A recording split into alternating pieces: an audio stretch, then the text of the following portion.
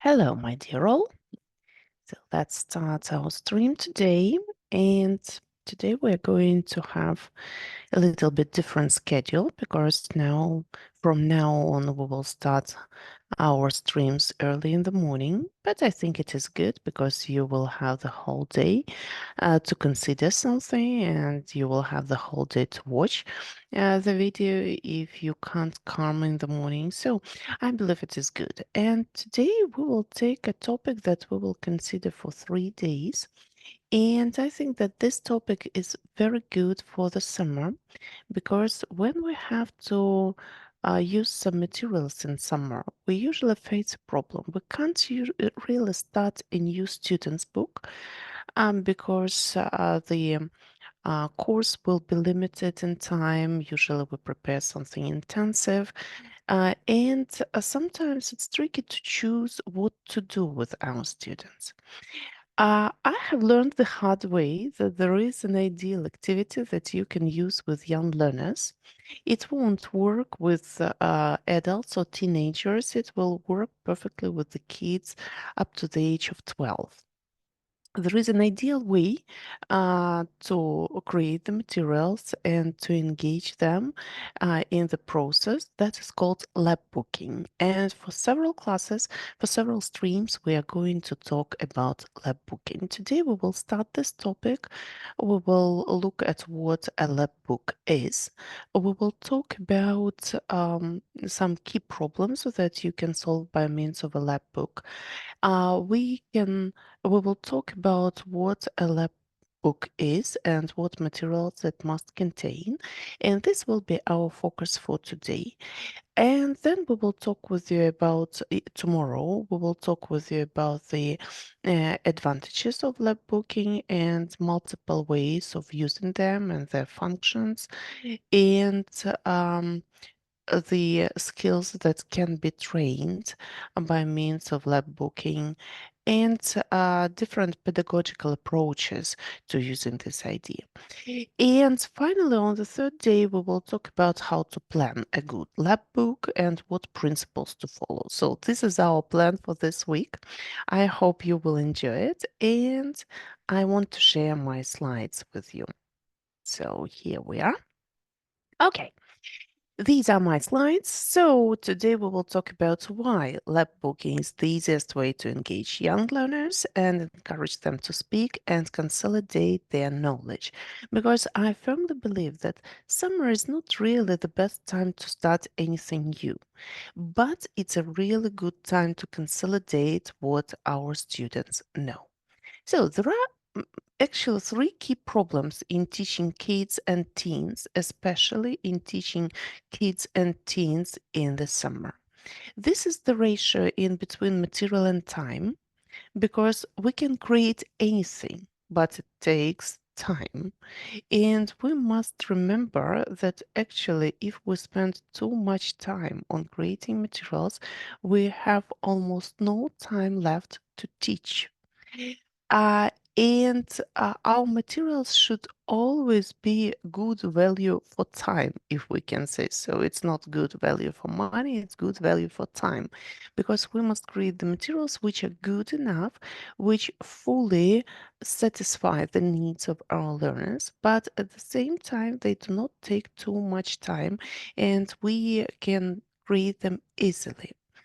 Another problem is that kids and teens are very naturally keen on having fun and are not very keen on learning. And that's okay. That's a very natural stage of their development because we can say that for younger learners, the ability to play is their main need um, according to their psychological development. So it's absolutely fine. This is the necessary stage of their growth. There is a period of time when young learners are naturally curious about learning, but this is only a very short time period in between 6 and 8. And then, starting from 9, they get more and more involved in the social life. And that's why for teens, the most important point is communication. And certainly, they want to communicate, they want to have fun, and they do not want to do anything very, very serious. And the third problem that we can face when we teach kids and teens is that they lack confidence and they need a lot of support. And with teens, it gets even harder because they do not want to accept the fact that they need our support, and they can really find it challenging to ask for help. With young learners, it's a little bit easier because if they have a positive experience in learning, they would be eager to ask for support and help. But with teens, it can be a problematic issue. So, all these problems can be solved quite successfully if we use Lapbooks in our classroom. What is a Lapbook? So basically, it's a folder which has different materials inside. This can be different mini books uh, of various shapes. These can be fact sheets, maps, cards, timelines, depending on the material that you want to present in your lab book. The form can be very diverse, but we can use this folder to introduce a lot of material and to practice a lot of material. So here are some typical lab books. So you can see mini books, you can see timelines, you can see fact files. So another one. So it's almost a complete folder for a um, a week of classwork. So here you will see different activities, shapes. This is actually for teenagers, yeah, because here they will have to listen to a story, then they will have to complete the task, then they have to talk about some social skills, uh, then they will have to think about what they have learned from the story, and so on. So these materials can be used for 3 or 4 classes. Another one, this is a Christmas lab book. Yeah, so, but the principle is clear. You can have pictures here, you can have different pockets where you put different shapes, you can have different mini books, again, materials for support and so on. What are some important considerations uh, referring to the materials?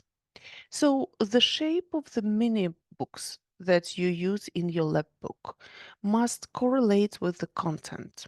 Yeah, so for example, here we have the lab book about Christmas, and naturally we can see that all the pockets are somehow connected with the topic. And here we will have some information that is also connected with Christmas. So the shape and the content must be similar. Then the graphic layout forms the function of a concept map. So the materials are organized in a special way, and the center must be taken by the key element. So it's like a concept map for all the ideas that we want our students to remember in terms of the in terms of remembering the vocabulary or practicing skills. So it's like a concept map for our class or for our study week. Because actually, you can create a lab book where you will have enough materials for the whole week. Then, pictures help to understand and remember, and that's why there must be a lot of pictures even for teens. So don't rely on the fact that they can write, rely on the fact that they also need visuals to support their memory. And the activity is seen by the kid as creativity, not as learning. And it's a very important point. So young learners are eager to take part in creating lab books because they do not associate this process with learning something. They associate this process with some creative activity like arts and crafts, They find it pretty easy. They like the process, and by being involved in this process, they can also learn a lot. So, what are the advantages of lab booking? Why should we consider this idea for our class? Well, first of all, it's very, very economic. If you have an intensive summer course, um, and you need to buy books for that, that will cost a lot of money, and probably parents will not be eager to invest even more money into the summer course, especially if it is a short one. But creating a lab book with all the necessary materials is really easy. You can do it with the kids together. They will use this folder as a concept map, and that will not take a lot of money. Lab booking is a very creative process. So this can teach our kids creativity, this can teach them critical thinking, and it's not only about the language, but it will also give a lot of benefits in terms of their development. Lab booking can be very diverse, and this is a huge advantage. So this can be really, really diverse, and you can introduce different information. You can introduce different content. You can use lots of different shapes and forms, and it will never be boring. Lab books can provide multiple sources of information, and you can use multiple sources of information to create a lab book. And by doing this, you will not be limited to one idea or one approach, which is used by a certain textbook. And finally, it is easy. It will not take much time. It will not take much effort. This is something that you can really, really do easily. Okay, now we will talk about multiple ways of using lab booking, and then we will stop and continue tomorrow. So, how can we use a lab book? There are actually three ways that we can use. We can use it at school, and I use it pretty often when I have classes at school. Um, it's a wonderful way to reorganize the unit information. It's a great way to collaborate within one project because you can create a group lab book with different students taking part in it. And it's a great way to submit a project. I often ask my older students, my teens, to create a lab book on a specific topic, and this is like their project. Then you can use lab books during private lessons, and this will create a solid basis for vocabulary and grammar patterns because you can practice certain vocabulary and grammar patterns with the lab book, and you can introduce exercises in the lab book that will help students to remember. You can practice the language means in multiple ways. You can provide prompts for the speaking papers during exam courses, and you can also use it by means of lab booking. For example, with some of my younger students who take exam courses, we prepare a special lab book, and we have different pockets there where we keep the topics that we have covered and the conversational questions that we have discussed. And certainly, it can make a nice home assignment because this is a way our students can consolidate their knowledge, they can develop their creativity, and at the same time, they will have to revise what we have done during the lesson. So, this is a wonderful way to consolidate everything they know. Okay, let's stop here. I hope I have persuaded you that lab booking is a nice technique that we can use and that it has multiple applications. And we will continue tomorrow, and we will talk about different skills that we can practice through lab booking and how we can do that. And then we will talk about different variants of lab books. So, thank you very much for being with me today. I hope you don't mind that our today's stream is in English. And I would like to hear your comments about the topic, whether you find it interesting and productive. And we will go on tomorrow at the same time. Thanks for being with me. Hugs and kisses. Have a really excellent day. Bye bye.